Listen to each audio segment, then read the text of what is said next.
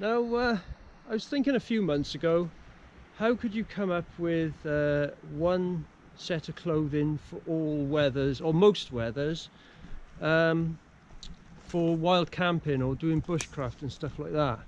And I had a good old think with all the materials and designs, and I racked my brains really, and I just gave up in the end. So and then a couple of weeks ago I thought, what did I do in the army? What was I wearing there? Because I had one uniform for all eventualities, or most eventualities. And so I've come up with a one size fits all, or one type fits most weathers. It's not the best way, it's just a general purpose. And I'm aiming this video really at people who haven't got much money, or some people just want the minimalist type of way, you know, like I do actually. And also, I suppose if you got flooded out, or you're fleeing fires like in Australia at the moment, and you haven't got any family to go to, and you're just really stuck, you're homeless, you've had to evacuate and you had to go, you could apply this sort of uniform as well, because you'd be outdoors, you'd be homeless, and you'd have to sort of rely on these sort of clothes to keep you comfortable in the weather. So but I'm aiming mainly at the wild camping and bushcraft type people. All right, let's go and have a look. First of all, let's have a look at your spare clothes in your rucksack. Start off with the good old British Army sock. It's made of wool, and it's twice as long as the civilian one, and it's half the price, and they'll last 20 times longer than the civilian sock. I don't know why people don't get these. They're pretty good, and they're a very good general purpose sock. I've wore these in the hot desert and the freezing cold exercise areas of Britain and Germany as well, so they're a very good choice. And I've seen a lot of the other guys wear them as well when I used to go out regular with the school. So there you go, a spare pair of British Army socks. Oh, by the way, they come in different colours as well, mainly green. There you go, I don't know if you can see that, green British Army socks. And they also come in light blue, dark blue and black as well, so they can look like civilian socks as well. So there you go, the good old British Army sock. Okay, next up is your boxer shorts. Now bear in mind, this is still your spare gear. They're made of polycotton, and you can only wear them a short time because they'll start to smell, you know. They're not the ones I'd be wearing walking out the place. It's just your spare kit. I recommend you don't have cotton pants, because they just absorb the moisture and they smell really bad within 48 hours. So even though it's your spare kit, I would personally go for polycotton boxer shorts, or you could have merino wool ones like you would be wearing when you're walking out, but these are good enough for your spares anyway. So that's your boxer shorts. Okay, now your t-shirt. There's only one sort of t-shirt that I'd be wearing, or I'd have in my spare gear as well, and that's it. That is a merino wool t-shirt. That's if I was fleeing a situation where I didn't know how long I was going to be out.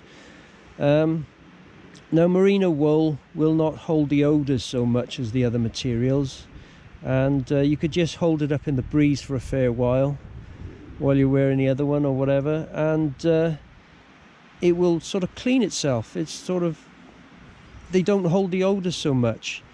So as far as I'm concerned, your t-shirt, both the one you're wearing and one in your spare bag, needs to be merino wool. And short sleeves as well.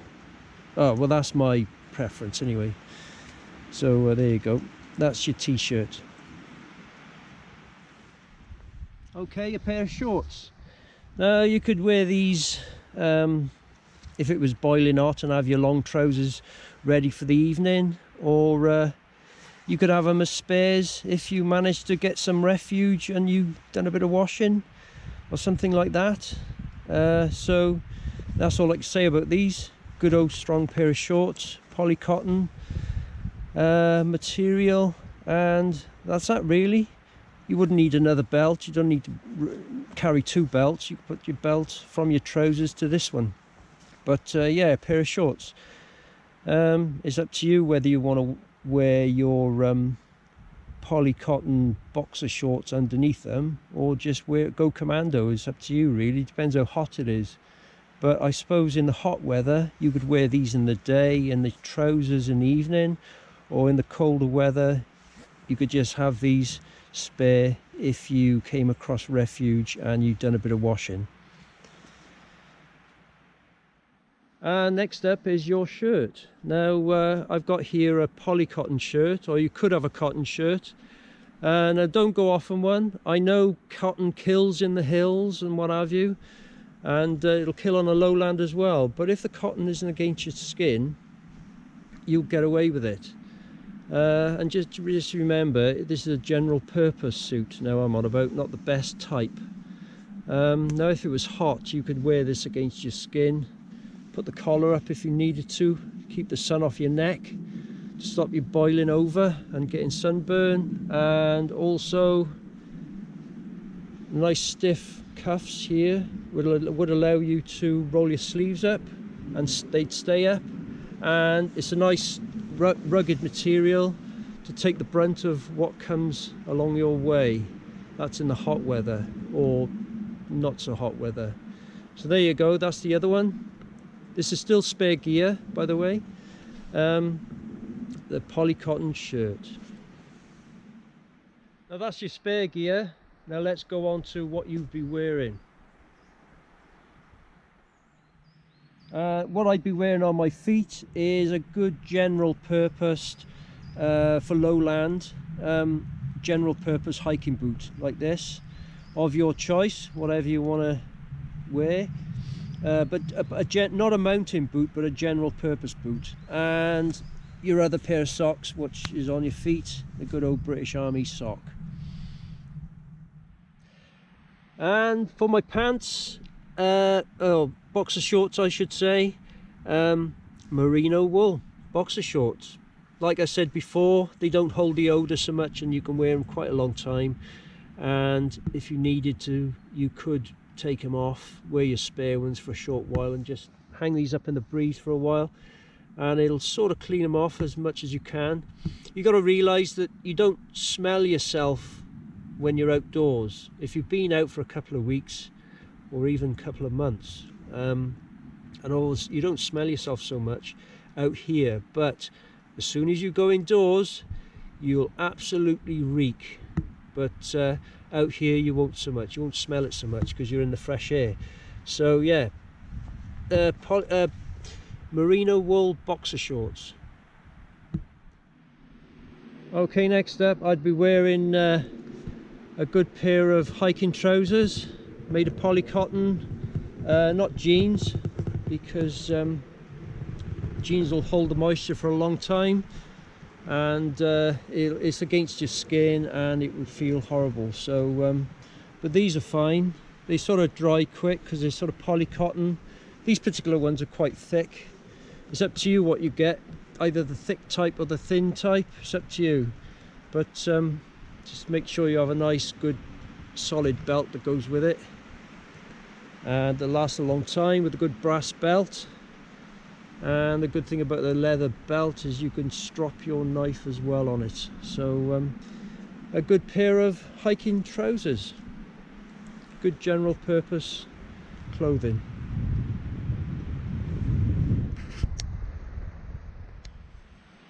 Okay, against my skin I'd be wearing a short sleeved merino wool top, or t-shirt if you like, and over the top of that would be the polycotton shirt, the other one. So there you go. Okay, next up, on top of your t-shirt and shirt is your jumper. Now I'd prefer a jumper than a fleece jacket because it hugs the body more, and it's more warmer like that. And also you've got to get a wool jumper. Don't get any other material, and a chunky one as well. Now the bad thing about a jumper is they don't last as long as a fleece jacket. This will last longer, I suppose, but it's not quite as warm as the jumper. I don't think so anyway. And also most of these fleece jackets come in synthetic material, and if you get soaked or really damp, you know, you're going to know about it. So and if it gets really cold as well. So the jumper is the best option, I think. Now, don't get a civilian jumper because they don't last very long. You're better off getting a military jumper, military grade. And if you don't want a military jumper, you can get a Royal Navy jumper, like this one behind. It's still a military one, but it looks like a sort of a civilian jumper. You can get them in black as well, because the security guards in the UK wear black ones like this, and just make sure it's wool. But yeah, they're a bit warmer really. And alternative from that, you could get a jumper from a shooting shop, or like a country shop where your farmer gets all his sort of basic gear from, you know, his clothing, or a workman's shop. But just make sure it's wool and it's of a robust nature. So yeah, that's your jumper. Right, what I've got here is a merino wool t-shirt with long arms. Now, what this would do is provide the flexibility in your clothing with regards to the weather. And what you could do with this item is either wear it instead of your shirt, or I'm on about the polycotton shirt now, or wear it with the shirt. So say you started getting uncomfortable and with a cold, and your polycotton shirt is touching your skin on your arms, and you know, you got your jumper on and a jacket, and you're starting to feel shivery. Well, before you started shivering really, you're starting to feel uncomfortably cold. You could take your jacket off, take your jumper off, take your shirt off, and put that merino wool t-shirt with arms on and leave your shirt off. Or you could put that merino wool t-shirt with arms on and then put your shirt back on, and then put your jumper on, then your jacket. Because you don't want to be cold, and your shirt, it's not, your polycotton shirt is not the best shirt to wear in the cold, but it's a good shirt to wear generally.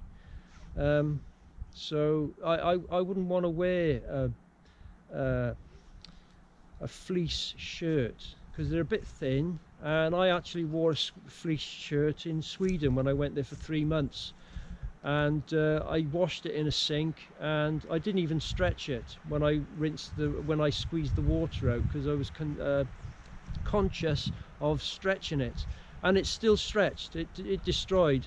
So them polycotton shirts are good. They last a long time, even though they're not perfect. They're a good general purpose shirt to wear, and that's what I wore in the army. And the first ones were the KF shirts. They were sort of I think they were woolly, itchy shirt, but later on a polycotton shirt came out. So there you go. So that's what I would do with that t-shirt with long arms. Wear it underneath my shirt, but over, and then your shirt, and then your jumper over the top of the shirt, and wear it in that sequence. But you don't have to put it on straight away. You know, you put it on whenever you like really. but it is there for the flexibility of your uniform, or your clothing rather. Now your next layer, not including your jacket, is a bit of a choice there really. It depends what sort of jacket you're wearing. Now if you're wearing an army jacket or an army style jacket that's made of cloth, this is the SAS smock, and it might not be waterproof to your liking, then you could wear something like this underneath, something similar. This is the Snugpak TS1, and it's got a semi-waterproof material on the outside and sort of one layer of material there underneath. I don't know whether you can see that. Or you could wear just a light MAC of some sort, a light waterproof jacket with a hood, say, if you like. But that's if you're wearing an army jacket. Now if you're wearing a waterproof jacket like this Ridgeline, or any sort of Gore-Tex jacket that's nicely waterproofed, or a nice waterproof jacket I should say, then you could wear a fleece jacket on top of your jumper like this. I don't know whether you can see that. And it's sort of, it's a nice snug fit both together, and as long as they fit good. So yeah, that's one alternative. Now the other thing you could wear if you're wearing a Gore-Tex jacket is a puffer body warmer like this, or a duvet body warmer, whatever you want to call them. So that's the other alternative. It depends on your metabolism really, and what you fancy, what you want to wear. And the other alternative is this type of bushcraft shirt. It's quite a thick heavy shirt, or jacket if you like. So if you put something over the top of this, it would, like your jacket that is, you would have to have something quite baggy really, like a military jacket, or a military Gore-Tex jacket. The Ridgeline jacket, this one here that I shown before,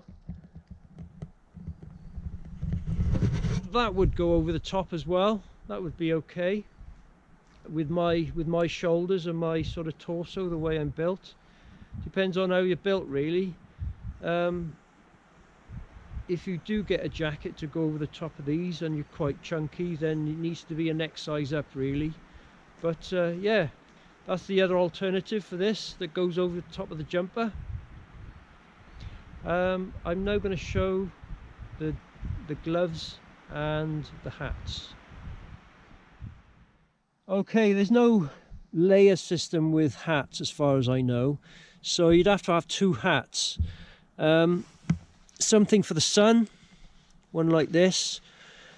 This is my choice, and a woolen hat of some sort for the colder evenings, or the colder weather, whether it's be a merino wool hat like this, or it's merino wool on the inside and sort of more coarser wool on the outside, or lamb's wool like this with the earmuffs that you can tie down.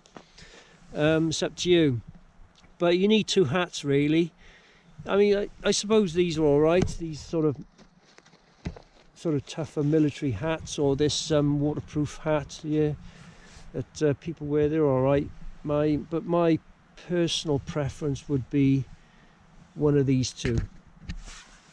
The beanie for cold weather, and this cap, this cloth cap for the summer, for the warmer weather.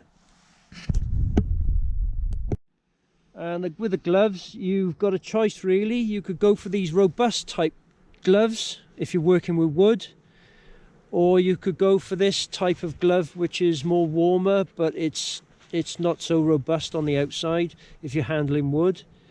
But what you could do is get some merino wool liners like this, they're very thin, and put them in, wear them inside these type of gloves. So that's probably what I would do. And the last thing is the scarf. and I would wear this merino wool scarf, which is a tubeless scarf that goes over your head and around your neck, and you could put it around your nose and all that. So I would say that's the best thing to wear. And that's the last thing, the scarf. Okay, that's my interpretation of a general purpose bushcraft clothing, for as regards to one size fits all, or one type fits most weathers, if you like. So let's go through it. If it was boiling, I'd have my shirt on against my skin. If it was a bit cooler, I'd have my t-shirt on and then my shirt. If it was a bit cooler again, I'd be walking through the day with my t-shirt, shirt and jacket. If it got cooler in the evening, or it got colder again, I'd have my t-shirt, shirt, jumper and my jacket on. And but just bear in mind, you could wear your merino t-shirt with arms anytime you wanted. And if it got colder again, I'd have a fleece jacket or some other jacket, depends on your choice really, that's over the top of the jumper and underneath the jacket. But that's your choice really, and it depends on the jacket as well. So anyway, I'm not going to go on. I hope you enjoyed this video, and thanks for watching this far, and I hope to see you on the next one. So cheers, bye.